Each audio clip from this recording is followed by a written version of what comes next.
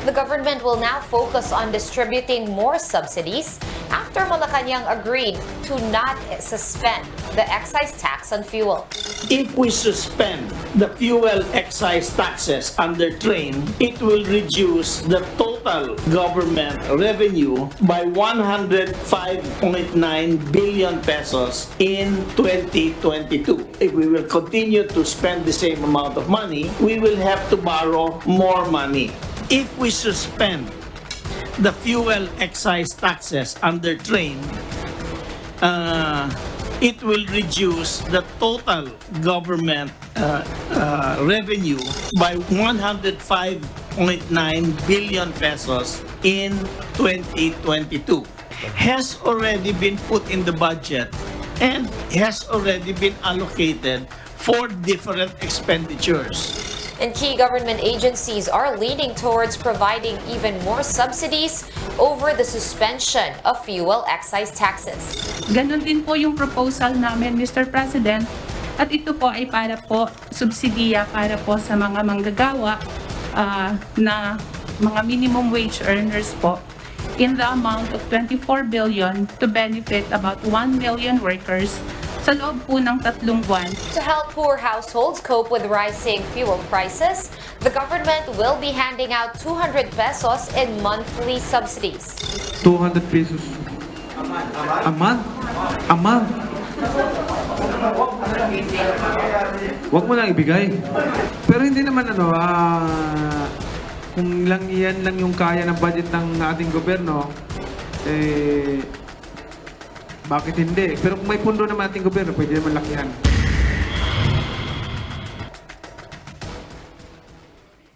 The Department of Energy says Filipino consumers will feel the pain of higher power rates in the coming weeks, even as President Duterte has decided to provide a monthly subsidy of 200 pesos to poor families.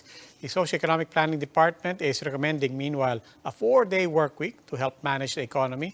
But in all of this, will Filipinos be able to live with rising prices? We discuss all of this in this episode of The Chiefs.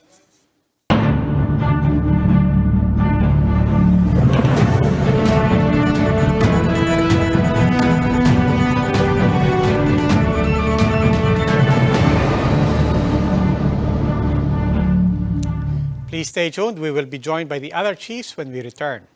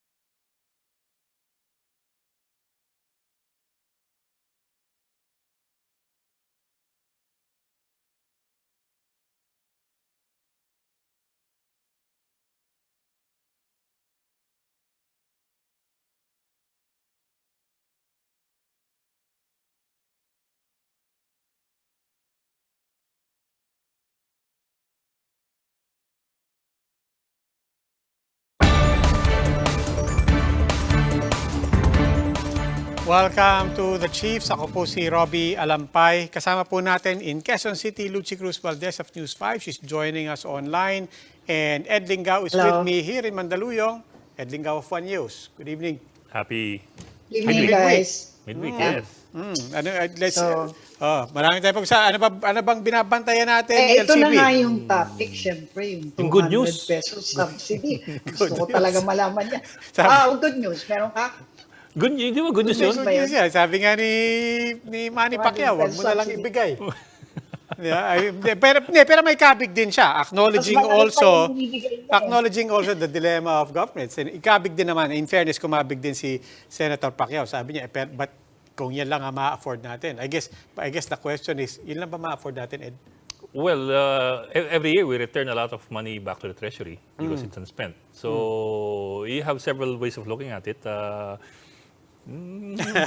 go to It's the 33 expert billion na. spending 200 pesos versus At saka 121 there's billion. another side to that, di ba? Because the president also made another decision today, not just to give out the subsidies, but also to Also side not with to the suspend, DOF yeah. on not to suspend the excise taxes Excise on tax. fuel. Pero I suspect mahirap kung tayong tatlo lang nag-uusap dito. Dahil, Yun nga eh. dahil marami tayong tanong. Di ba? Marami tayong tanong. Let's call in somebody na alam lahat ng sagot. Di ba? Now joining us is economist and Marikina's 2nd District Representative Stella Kimbo. Good evening and welcome back to Chiefs, Congresswoman Kimbo. Hi, ma'am. You see, our expectations are so high. Yeah. I know the Good pressure evening po. also. Ha? Tama ba yan? Pressure Okay. ako bigla. Former Dean of the UP School of Economics. Oo, yan. Ha? Department chair lang Department naman. Chair. Department Chair, sorry. Department Chair. Oh, pero alam lahat ng sagot. Congresswoman Kimbo, no, in all honesty, obviously we all recognize it's a dilemma. There's a lot of things to balance now. On the one attempt to balance now, President Duterte refusing to do away with excise taxes on fuel, saying instead, subsidy na lang. And then on top of that, meron ding subsidy sa fuel subsidy sa mga jeepney drivers. I guess bottom line, notwithstanding the details, are we headed in the right direction here policy-wise? Okay, let's start with the 200 peso subsidy. Per month, okay, per day. So it's 200 per month. So that means if you divide that by 30 It's days, 6.6. and you divide that by 5 because there are 5 It's members in 1.3. a family. That's 1.33 per person per day, which is That's 1 peso. you can't Para even lang buy a candy because a candy now is 1 peso and 75 cents. So the amount is Napakamahal. clearly not meaningful. No, but Congressman, And at the same time, let me just say that there's a cost on the part of government to implement that transfer, that transfer. And at the same distribute, time, there's a cost on the part of the beneficiary. That's So, right. mamamasahe ako, iiwanan ko yung anak ko, ipagbibilin ko anak ko, may magsasaing for me. May cost on the part of the beneficiary. And ang makukuha niya is 200 pesos per month. So, and the total amount that's going to be spent is 33 billion. Yeah. So in my head, the question to ask is there a better way to spend 33 billion pesos and be more meaningful than 1.33 per person per day? So that's the question to ask, right? Okay. And if you ask me, narinig natin si Secretary Dominguez, ang sabi niya, 105 billion ang mapoforgo if you suspend excise taxes. Yes. 33 billion is about a third of that. So in short, that's 4 months worth of suspending excise tax collections. So in my head, you're better off suspending excise taxes for 4 months rather than give out 1.33 per person per day. So, Ayun. and then, So you're saying- they're also so you're saying that yeah, the so- war If you're could willing- yes. end soon, no? yes, if you're willing to spend, Yeah. if you're willing to spend 33 billion, you're also willing to forgo 33 billion.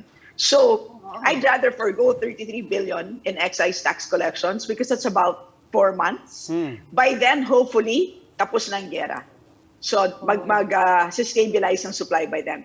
So ganun lang that's why it's hard. Hindi ko Well, that- kayang sagutin that- lahat ng tanong nyo, particularly bakit may ganong policy. But it certainly makes sense. But just to bring it back to my question, are we headed in the right direction? You're basically saying, no, it's the wrong direction. Okay, let me qualify. Yung fuel subsidy, in fairness, in theory, it's a good intervention. Okay, in theory. But it has to be immediate. Kaya mong ibigay yung subsidy mo immediately. Ibig sabihin, naka-digital tayong lahat. Naka-GCash tayong lahat. Sa isang pindot, mabibigay mo lahat ng subsidy. So immediate. Number 2, it has to be sufficient. Ngayon pa lang, 133 per person per day. No one will argue against me if I say it's insufficient, right? So So the third test for me is it should not cause inflation. So yung fuel subsidy, as designed, is arguably passes the third test. But clearly, yung immediate at sufficient, bagsak. So I cannot disagree more with the policy. I would rather push yung proposal of the House, which is a suspension of excise tax collections on selected petroleum products. So it's diesel, LPG, kerosene. Ang sabi namin, you zero that out. Let's not collect taxes from those because these are the products that are commonly used by lower income households. And at the same time, for gasoline products, we reduce the tax rate from 10 pesos to 4.35 for 91 RON and below, and 7 pesos to above 91 RON. So kahit paano, hindi natin tinatanggal ang tax on gasoline products, so meron pa rin makokolekta ang DOF. So hindi 105 ang mawawala kasi meron ka pa rin makokolekt. And at the same time, let me just add, meron silang windfall gain doon sa value-added tax collections because yung VAT is based on the price of oil. So, and revenue projections by DOF were based on the assumption that oil would be $70 per barrel. Right now, it's 120. And sabi nila, aakyat to 135 to 140. So yung difference between $70 and what it is today, times the VAT rate, that's a windfall. Tumubo ang gobyerno na walang ginagawa. So, iawas mo pa yan dun sa 105.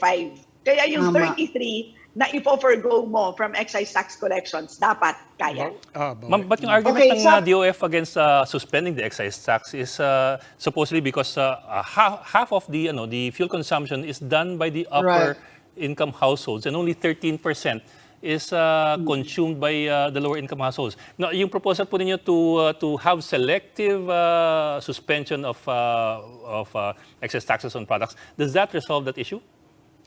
Absolutely, because as I mentioned earlier, yung tinanggalan natin ng buwis are those that are commonly used by the lower income households, yung LPG, kerosene, diesel. Pagdating sa gas, hindi natin yan tatanggalin completely, hindi natin yan is-zero, babawasan natin. So, the proposal of the House has relief for all income classes, but it's a bigger relief for lower income. It's a smaller relief for higher income. It's precisely a progressive subsidy scheme, which is consistent with the principle that DOF wishes to follow. Have you talked to anybody from DOF? So this is what happened. Hindi naman sila dumating. Hindi naman sila dumating sa hearing namin. Okay. So yun nga yung frustration. Kasi may proposal kami, hindi naman kami mayabang at sasabihin namin na, na we have monopoly over the truth, di ba? Gusto namin marinig sila, di ba? Ang problema, hindi naman sila dumating. So, we just based our decision on our own pencil pushing. So, tinignan namin ang numbers and yun. So, and then we came up with this conclusion na talagang the best is this proposal. So, yun. So, ang nangyayari kasi is hindi sila dadating sa hearing namin tapos maririnig na lang namin kung ano yung comment nila sa amin sa news na lang. So, imbis na umupo kami at mag-usap-usap and, diba, the best way to polish a stone is through friction. Imbis na may ganong debate para gumanda ang panukala, walang ganon eh. So, they decide on their own. Speaking about long-term gains or siguro cuts pala on costs, no, when it comes to oil prices, meron bang mas long-term solution? Because right now, of course, we're just reacting to the inflation that's being caused by Russia-Ukraine, no? But does this teach us any lessons, for example, on how our oil industry is set up at the moment? To be more blunt about it, is it time to really review the fact that oil is regulated here? Yes, in fact, that was what we took up yesterday or the other day at the Committee on Energy hearing. We approved the proposed amendments on the oil deregulation law. Okay, as an economist, I firmly believe that the regulation is the way to go. Mahirap kasi yung so pag deregulation, all we mean is prices are determined by market forces, prices are determined by supply and demand. Pag regulated kasi, ang government na magdidikta. Hindi na ganun ngayon eh. Talagang we're really towards making market forces work, pero may role ang gobyerno. Kumbaga sa basketball, ang role ng gobyerno is referee siya. Taga-monitor, taga-tingin. Di ba? Kung may nagsasabuatan ba? Or meron bang nag-overpricing? Meron bang unreasonable pricing? So yesterday, ang ginawa namin, pinasa namin is yung tinatawag na unbundling of oil prices. So sa ngayon, ang mangyayari is, kung maging batas yan, ito yung long term. Kasi ang mangyayari nun is any price adjustment is now going to be transparent. Alam na natin ang basehan. Kung sinasabi ng isang oil company, kailangan ko magtaas ng presyo, alam natin exactly why.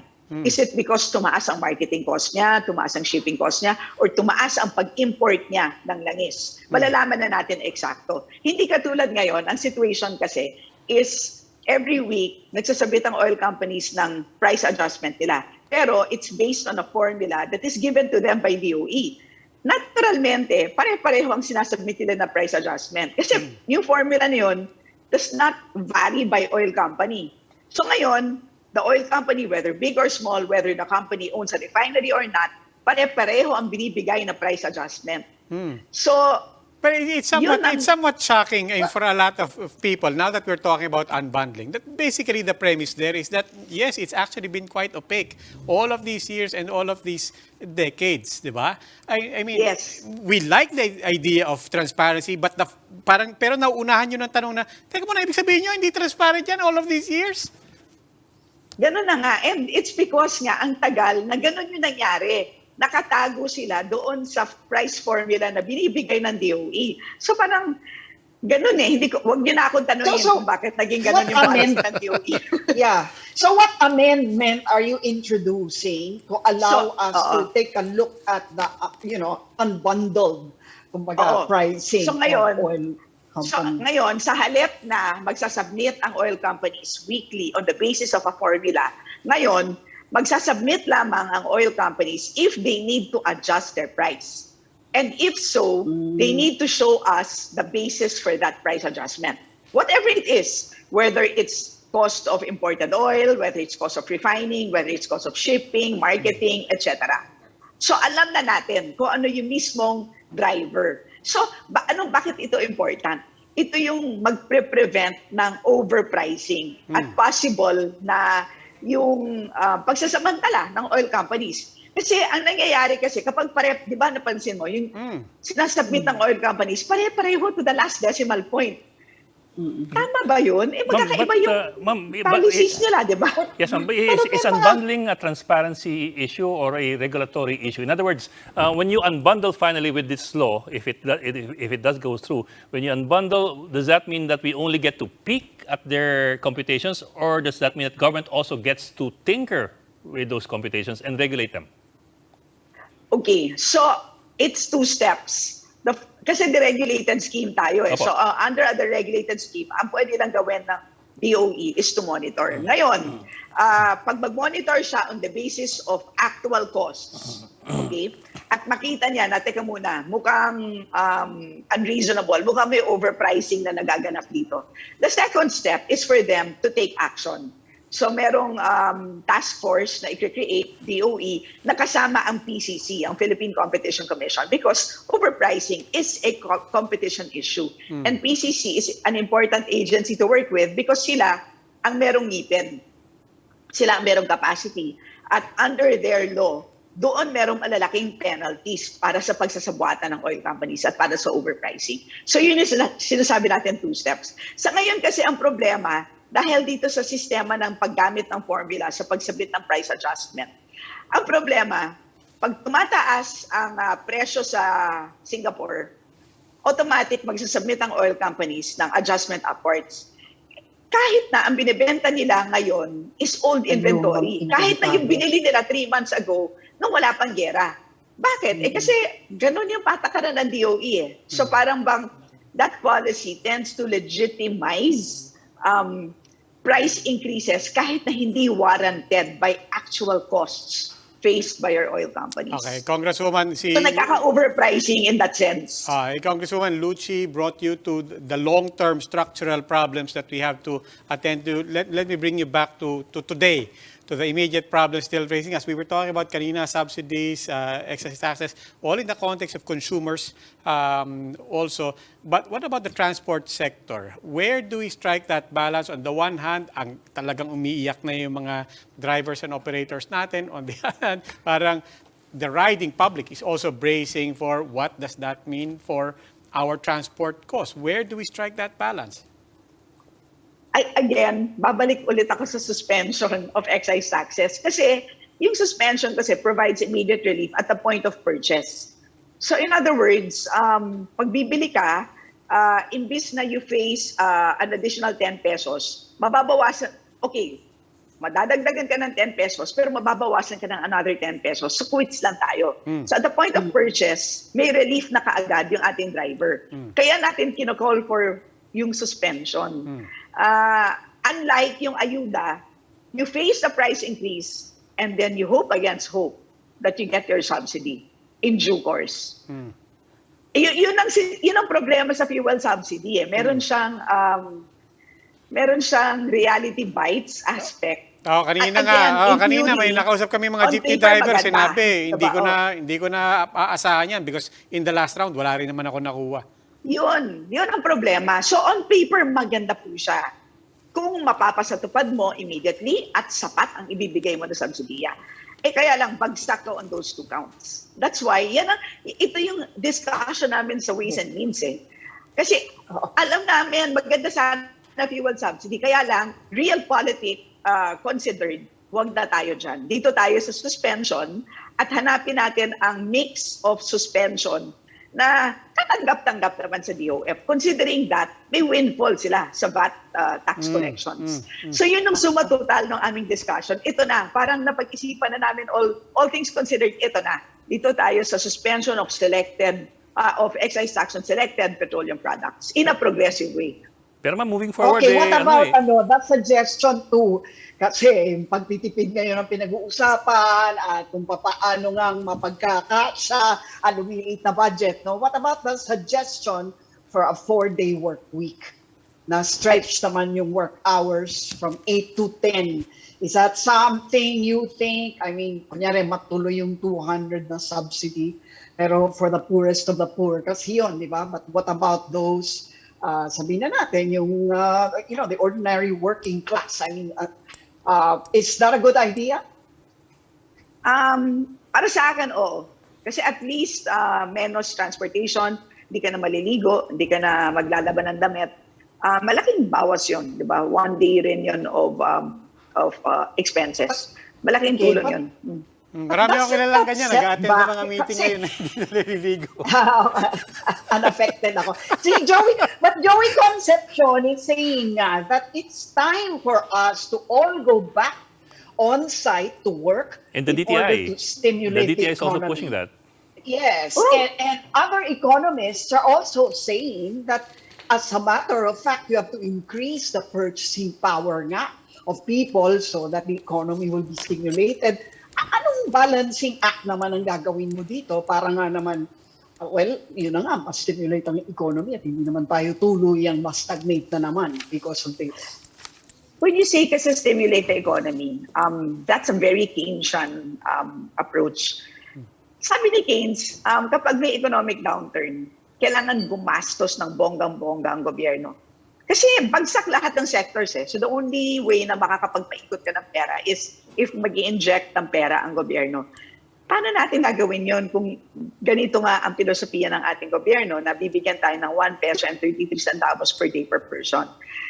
Clearly, it won't work. Kaya given that philosophy, bilang isang consumer, saan ako lulugar? Kailangan ako magtipid, 'di ba? Kasi yung sinasabi nila whoever, the business people na we need to stimulate, tama yun, assuming that the government is your partner in spending. But what if not? So saan mo pupulutin sarili mo, 'di ba? Wala kang choice. This is really reactionary, 'di ba? So, yun ang tingin ko talaga, it all depends on the first move taken by the government. And we've already seen it na ganun pala. It's a subsidy mechanism, but it's a very, very small subsidy, di ba? Not meaningful subsidy scheme. So, mahirap sundan tuloy yung panawagan na we have to spend more, di ba? Hindi siya nagja-drive. Ma'am, balikan ko lang yung excise taxes. You have really good proposals, at least from our point of view. Pero nagdesisyon na yung presidente. So how do you move forward from here? Is there any other way to change that decision? Is there any meeting forthcoming with the DOF and with the president? Or is it sarado ng tindahan? Alam mo ako kasi hope springs eternal ako. Which is why yesterday, dun sa Committee on Energy, nag-last minute amendment ako, which is to add a provision providing the President the power to suspend or reduce taxes, excise taxes, as he or she would deem fit. In other words, assuming today, iniisip nila, wag muna tayo mag-suspend, okay lang. At least, kung meron siyang power to do that, at any point in time in the future, kung kailangan na talaga tulungan ang tao, and hindi na talaga, at nakita natin that the fuel subsidy scheme or the household subsidy scheme does not work, nandyan pa rin yung option to suspend or decrease excise taxes. Wala ba yan ngayon sa train? Yung train kasi natapos siya 2020, hindi na siya effective. May pahabol lang ako sa tanong na yun. If you give the president that power, but also given the context na sinabi niyo kanina, you would prefer targeted, precise applications of that. Is there a way for the president to actually misuse that? I mean, not in a sense of abusing, but kung hindi precise yung application nung power na yun, is there a risk there? Well, sa lahat naman meron, pero at least, una sa lahat, accountable naman siya sa atin, di ba? So, tingin ko there are usual safeguards in place. Pero at least, kasi ang worry ko kasi is what if magtagal ang giyera and then talagang ma-realize belatedly na hindi talaga nag-work itong subsidy scheme at kailangan na talagang magbigay ng dagdag tulong by way of suspension. Paano yun? Sarado ng Congress, di ba? So maganda na at least nakaumang na yung powers. And besides, I've heard them a number of times nung tinatanong sila ng media, parang magsususpend ba kayo? Ang sagot nila is wala naman kami power to suspend. Nasa Congress yan. Okay, so why don't we just give you the power to suspend as you deem fit? Anyway, nasa inyo ang datos.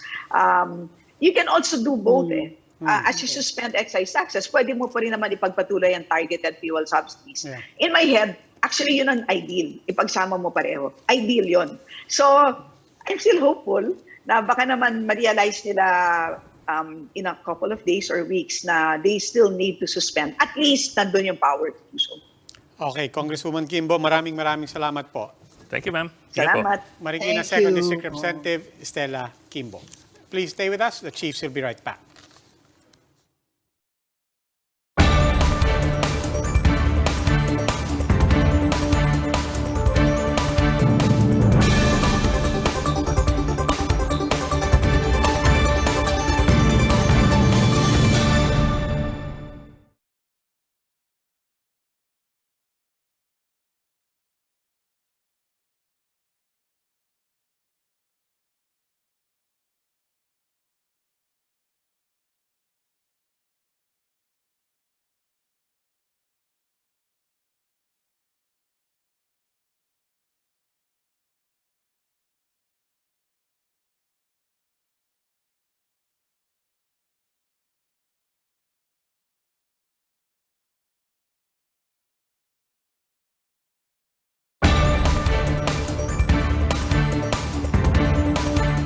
Welcome back to Chiefs on One News. And now joining us is Professor Ronilo Balbieran, who teaches economics at the University of Asia and the Pacific. Good evening, sir, and welcome to the Chiefs.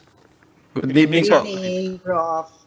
Yes, sir. Thank you for joining us. Sir, let's start off with that. Yung 200 pisong ayuda for what? 13 million families. Does that make sense to you economically?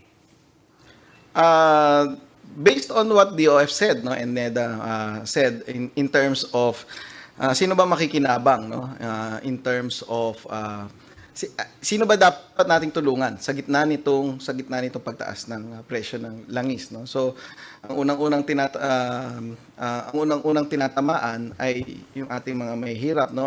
And when we say mahirap, lagi kong ini-emphasize, I always emphasize to my students that poverty is almost around 22 pesos per person per day.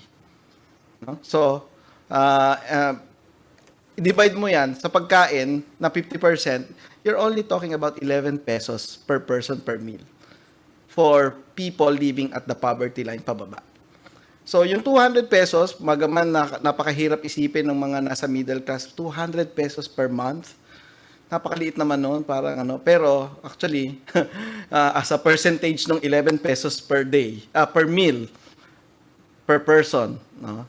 Medyo malaki po yun. So, kung ang pinag-uusapan po natin is para lang mawala yung direct impact of oil prices and its impact to the poor, 200 pesos is good enough, no? Good enough. Pero sinasabi natin marirescue ba natin ang buong bansa dito sa 200 pesos per family per month for 13 million families?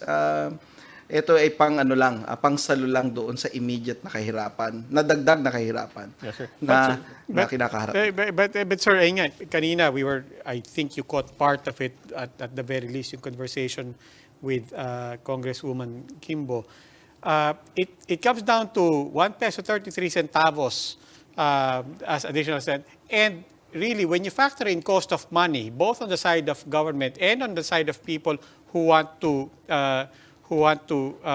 get to that money, lugi pa rin pareho eh. I mean, it's as Congresswoman Kimbo pointed out, once you factor in the cost of actually transferring or even claiming that money, even before they get it, nalugi na sila. Tama naman po yun. Wala pong nag-disprove nung argumento na yon. And in fact, tayong lahat ay nalulugi. Ang pinag-uusapan na lang nito paano tayo hindi mas malulugi. So definitely, eto na nga, hindi pa naggigera. Ganyan na yung impact, lalo pa pag naggera yan. So walang nananalo sa gera. At ang unang tama nito ay sa langis. No, ang pinag-usapan lang natin, yung ibang mga nasa middle class at mayayaman, mag-withdraw lang sila sa savings nila. With the hope na in the next 3 months, 4 months, ibababa na ang presyo ng langis. And in fact, no, nakikita na natin yung signs from the futures contracts ng oil ay bumababa. So ibig sabihin parang nagiging incentive na to sa oil producers to produce more, pero darating yon 2 to 3 months from now.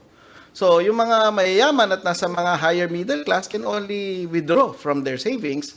Pero yung mga kababayan natin, milyong kababayan natin na 11 pesos per person per meal, wala nang withdrawin yon. Ipapangutang nila yon. So definitely ang pinag-usapan lang natin dito, lahat tayo malulugi at nalulugi tayo at papaano natin babawasan yung pagkalugi sa ating bansa. Yun po yun, no? So hindi po ako nagdi-disagree na medyo talo po tayong lahat sa nangyayari. Pero saluhin natin ng kaunti. To your point lang po na sinabi nyo, at least iwasan na lang natin yung wag lalong malugi. Then I'm now thinking, and I don't know if I'm carrying the mathematics of this and the dynamics to a ridiculous but I'm now thinking, isn't even dangling 200 pesos to a family actually going to have the unintended consequence of incentivizing a family to come and get it? And this is a family, I mean, even for us, it's not easy for people to grasp cost of money, di ba? Yeah. But aren't you actually incentivizing people to come and get it, get 200 pesos, and then by the time they get home, they don't realize, saan napunta yung pera ko? It goes to your point that actually you found a way. Government found a way kung paano lalong malugi yung luging-lugi na. Napakatalino po ng tanong niya yan at sana maging guest ko kayo sa aking klase sa economics. No? So, Wag po, sinasabi ko na po sa inyo, ang- walang mangyayari sa estudyante nyo kung ako magbibigay niya. ang request natin ay sana, no, dahil naglipa na naman ngayon ang digitalization, digital payments, digital wallet, no, ay sana ang ating gobyerno ay makahanap ng paraan na ma-distribute yan digitally. No, na Yes, hindi sir. mo nakukunin yan at pipila ka pa, no, isang araw na wala ka, umabsent ka sa trabaho mo, na arawan yung ano Sir, mo. what are the chances naman na mangyayari yan? Ilang beses na tayo nagbayanihan at nag-distribute ng ayuda. Nakakita naman natin ang pila. I mean, we know that, we're talking about, you're saying, for example, that you're seeing oil prices, yung futures, going down, no? And some relief soon, which means that even for these people who are going to be the beneficiaries of the 200 pesos, dapat immediate yan ngayon na. So, hindi na po pwede yung kung ano man yung hinuhope natin na magagawa ng gobyerno in terms of making the distribution easier. So, my question really is this. What about the middle class? Well, tanggalin na lang na natin yung mga mayayaman na sinasabi niyong may savings na mawi-withdraw. I'm sure you will agree with me that even among the working class, and they're part of the middle class, no, marami nang wala ng savings at this point with the pandemic virtually, di ba, erasing all of whatever funds they have in their accounts. No? What kind of relief can be given to them with just a subsidy of 200 for the poorest of the poor? Sila, in the meantime, how are they to cope with rising prices, even in the short term? Let's just put it safely at 2 months. Di ba mangyayari yan? I mean, we don't see prices going back down. And in fact, we just said this the other day, that prices are sticky going downward. So, what relief are we going to give them in the next month or so? There's nothing to withdraw for many of them. Napakalungkot po, Ma'am Lucy. I wish, no, that our government, I think they can do that, and they have tried to do that during the Bayanihan 1 and 2, in terms of talking to our private sector. Siguro nandiyan naman ang GCash at Paymaya, and talk to them. That's number one. So to really accelerate this ayuda na at best, no, 2 to 3 months. That's not even counting the fact na baka mag-escalate sa world war.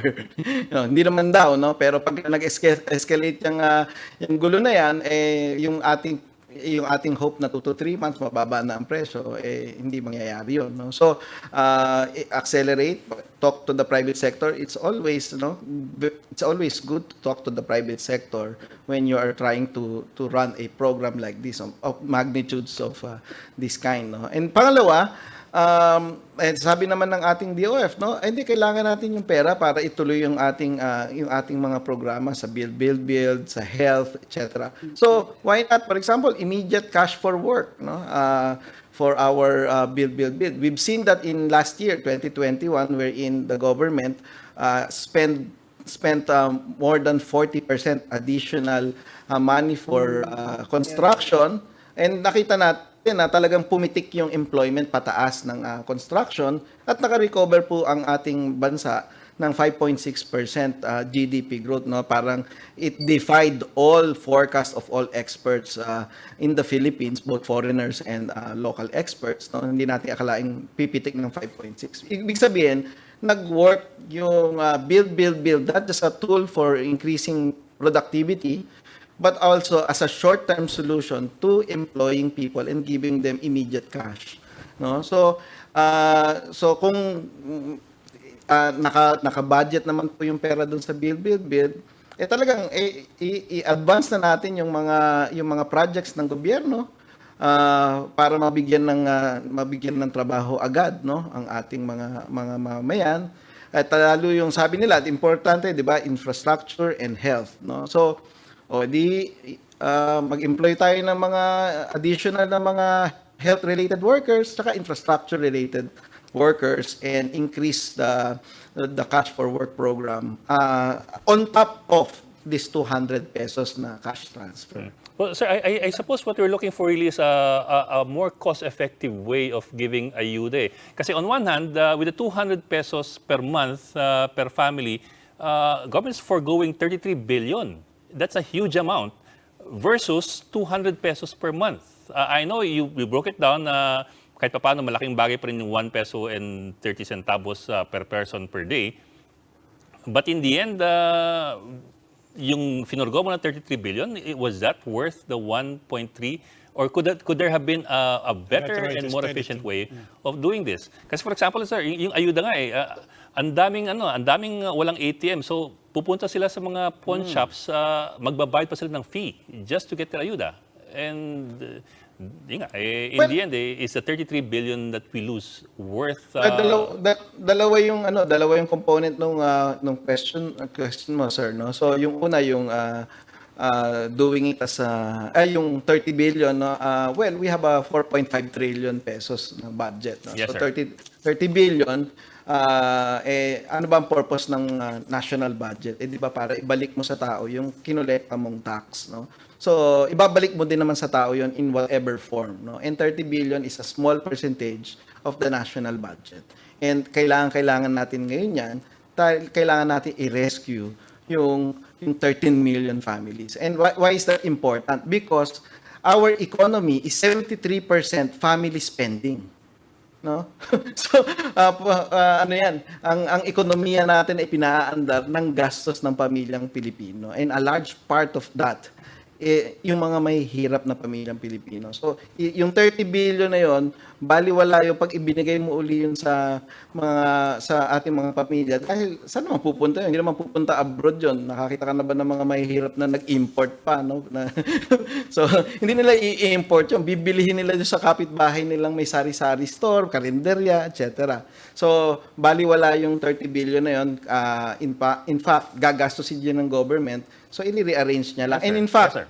di ba, yung 30 billion na hindi niya kukunin sa national budget, kukunin niya sa additional tax collection dahil dito sa pagtaas ng presyo ng langis. Yes, sir. No? So, Yes, sir. neto-neto. In What fact, may tubo what pa I'm ang asking, sir, gobyerno. is there a better way of spending that money versus yung 1.3 pesos per day per person?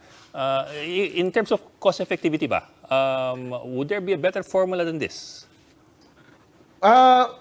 Pagka cash transfer para sa mahihirap ang pinag-uusapan, wala namang ibang mabilis at effective na paraan para gawin mo ang isang cash transfer. Kaya nga na-invento ang 4Ps, no? So nung unang panahon nagmatalino ang mga expert paano gagawin para tulungan ng mga mahihirap na pamilya, etc. In the end, sa dulo nun, ibigay mo yung pera diretso sa kanya kasi alam niya yung kailangan niyang gastusin, eh. So, very immediate to. So, hindi ito pang strategic, long-term budgeting item, no? This is very immediate kasi yung, di ba, kasabihan natin sa Tagalog, no, aanuhin mo pa ang damo kung patay na ang kabayo. Well, Kakain siya, eh. Yeah. Okay, well, talking about long-term, sir, what do you see is the picture for the Philippine economy moving forward with this election spending still going on, but inflation hitting a record high, and we're still reeling from the effects of the pandemic. What will the near future be like for the next president of the Philippines economically? Una sa lahat, ang good news is nagre-recover na yung economy natin, no? So, pinatunayan niya ng datos ng 2021 GDP natin. So, nag-increase po tayo ng 5.6. Ang masaklap lang, nag-down tayo ng negative 9.6 ng 2020. No? So, parang kulang pa tayo. May balanse pa po tayo. Hindi po natin pinag-uusapan yung lost opportunity of growth that we lost in 2020. So, we were growing at more than 6% every year. Tapos, we went down at 9.6. So, ibig sabihin, ang nawala talaga sa atin, more than 17%. Kasi yung 9.6 plus yung 6.6 na average growth natin. So, yun ang hahabulin natin pataas. Ang good news, nag-level 1 or nagle-level 0 na, magle-level 0 na tayo, And the strength of our economy is the labas economy. Ano yung labas economy? Yung talagang gusto mong lumabas sa bahay mo dahil gusto mo makipagkapi sa kaibigan mo, gusto mo makipag-date, gusto mong ilabas yung buong pamilya mo, maggala kayo, punta kayo sa mall, sa restaurants, etc., etc. That is the strength of our economy. So, 73% po yun. So, kapag umikot ang mga pamilyang Pilipino, malaki po yun. Ngayon, pinag-uusapan natin, paano sila makakaikot? Mas mahal na nga Exactly. yung... okay. Kaya po, kaya mag-0-0 yan. Kasi yung una, ang magandang balita po is, kung nangyari ito noong 1970s, 1980s, ang oil ay hindi lang sa gas ng transportation may impact sa ekonomiya natin. Ang impact niya pati sa factories, pati sa lahat ng mga ano. Kasi yung energy sources natin galing sa oil. Pero ngayon po, ang oil is just a small portion of our total energy mix. So, ang ibig sabihin, hindi po buong ekonomiya ang tinatamaan ng oil prices ngayon. Ang tinatamaan ay yung transportation sector na lang, which is around between 5 to 7% of our economy. So, kaya ang mangyayari nito, sige, pabayaan mong lumabas. Yung mga may panlabas at may pambayad ng gasolina, edi lumabas sila para makatulong sila sa pag-ikot ng ekonomiya. Yung hindi makalabas at yung mga nagtitipid, at tama yung sinasabi, sige, di balik tayo sa work from home. Pwede naman mag-work from home yung iba eh. Yung mga mag-work from home, di mag-work from home sila, pero wag mo rin silang pigiling lumabas. Di pag natipid sila, lalabas sila, makaka-contribute sila sa ekonomiya ng Pilipinas. At makaka-contribute sila sa tax collection ng gobyerno, itutuloy natin yung build. Makaka-contribute tayo doon sa overall spending ng economy. Ito, dire-diretso po yung ating pagtakbo ng ekonomiya. Ang pinaka-importante po sa lahat ay wag tumigil yung ikot ng Pilipino at pag-ikot ng pera. So, dalawa po yun. Ikot ng tao at ikot ng pera. Umaandar na po. Ang tanong na lang ngayon is kung gaano kabagal or kung magpipigil. No, kanina pinag-usapan din namin yan with Congresswoman Kimbo and we'd like your thoughts. One of the things that can affect yung labas economy na sinasabi nyo is bawasan ng isang araw yung labas or at least pagpasok sa opisina. They're talking about a 4-day work week. So that's one day na at least wala pumupunta sa opisina, hindi kumakain sa labas, hindi man lang kumakain sa cafeteria yung mga empleyado. What do you think about a 4-day work week? Okay po 'yun. Lalo na po doon sa mga na hindi naman sinasagot ng kumpanya yung transportation cost nila, no? So, matitipid po nila yon. And then later on, sa weekend, gagamitin din naman nila sa pamilya yon para gumastos po sila para sa pamilya nila. O hindi na siguro sila, kung nakatira sila sa Manila, pupunta sila ng Tagaytay, medyo malayo yun. Baka maggagala nilang sila doon sa tabi-tabi nila. No? So, pero gagastos pa rin sila. So, in short, mahirapan nating isipin yan, one family after another. Pero kung saan pwedeng makatipid ng gas, di magtipid. Pero hindi natin din pwedeng pigilan ang paglabas ng mga tao kasi yan nga ang inaasahan natin na magiging pinakamalaking driver of our economy, no? So yung mga may pera, and I'm sure di ba? Marami pa rin namang mga pamilya natin ang meron pang savings at number 2, nagkaroon na po sila ng trabaho. Dati ang pinag-uusapan natin noong 2020 nawala ng trabaho. Ngayon may trabaho na po yung mga nawala ng trabaho at sana gastusin po nila yon. Ngayon, ang pinag-uusapan po natin is yung medyo yung ating mga kababayan po dito na nasa talagang pinaka mababang sahod, mababang income level, tulungan naman natin sila, no, na kasi nga hindi naman nila kasalanan na nagkaroon ng giyera na ganyan, nananahimik sila hanggang sa kanila umabot yung giyera na nangyari doon sa Russia at Ukraine, no? So tulungan po natin sila. So yung iba naman kaya naman kaya kung hindi kaya, di wala nang nag-hoard ngayon diyan sa sa mga gas stations. Kaya naman. Kaya ako agree din, in a way, no, theoretically, agree ako na sinabi ni Secretary Dominguez, dali lang. Pupunuin pa rin naman ng mayaman yung SUV niya . Kahit mag-80, 100 yung diesel . Kasi yung SUV niya, 60 liters yung kakargang diesel niyan . Di ba? Pag tinanggal mo yung excise tax, di laking tuwa. No? May impact ba yung pagtanggal mo ng excise tax doon sa pag-full tank niya ng SUV niya? Wala. No? So might as well, kolektahin mo yung tax, tapos i-redistribute mo. Yun nga lang, alam po nating lahat na ang kailangan bantayan natin, pag dinistribute mo na yan, sana digital. Sana wag nang dumaan sa kung saan ano-anong layer ng national government at local government units kasi alam nating tumatagas yung billion na yan kapag mas maraming nakahawak ng pera na yan. So, diretso po natin sa mga mamamayan, sa mga mahihirap. Okay, Prof, bago tayo matapos, singitan ko lang ng politika. As an economist, ano bang tanong dapat sa mga presidentiable na hindi pa na itatanong? I mean, what is an issue that you feel should be brought out if and when people have a chance to ask our presidential candidates? Ang dapat po itanong ay hindi ko pa po naririnig sa kanila. No? Ano po ang plano natin para pagkakitaan natin ng todo-todo ang e-commerce? So, ano po ang programa sa e-commerce at digital transformation of businesses in government? Yun po, I think, ang talagang pinakang-core. Ano po ang programa nila doon? Kasi, yung pinag-uusapan niya parang mga mga lumang tugtugin na. Pero ngayon ang pinag-uusapan na natin, nangyayari po, no? At pinalakas ng pandemya, no? It's a blessing in disguise yung e-commerce. Pinakamabilis na lumagong ekonomiya sa buong Southeast Asia ang Pilipinas, the e-commerce.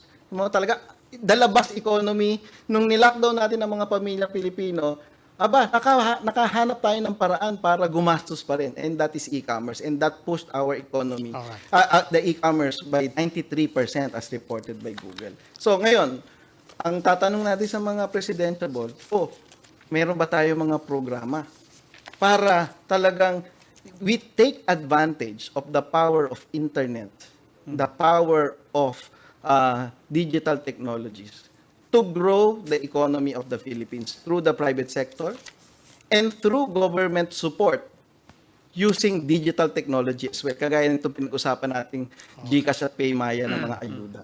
Okay. Yun po yung itatanong ko, ano po ang programa nila? The digital economy. We'll take note of that. Maraming salamat po, Professor Balbiran. Maraming salamat po. Thank you, sir. Professor Ronilo Balbiran teaches economics at the University of Asia and the Pacific. Maraming salamat po. And that's all for this edition of the Chiefs, but we hope it was discussed here. We'll keep the conversation going. Before we go, a reminder to our viewers, mask on, wash hands, and stay safe, Philippines. I'm Robbie Alampay. I'm Lucy Cruz Valdez, News 5. I'm Ed Lingao, and we are One News.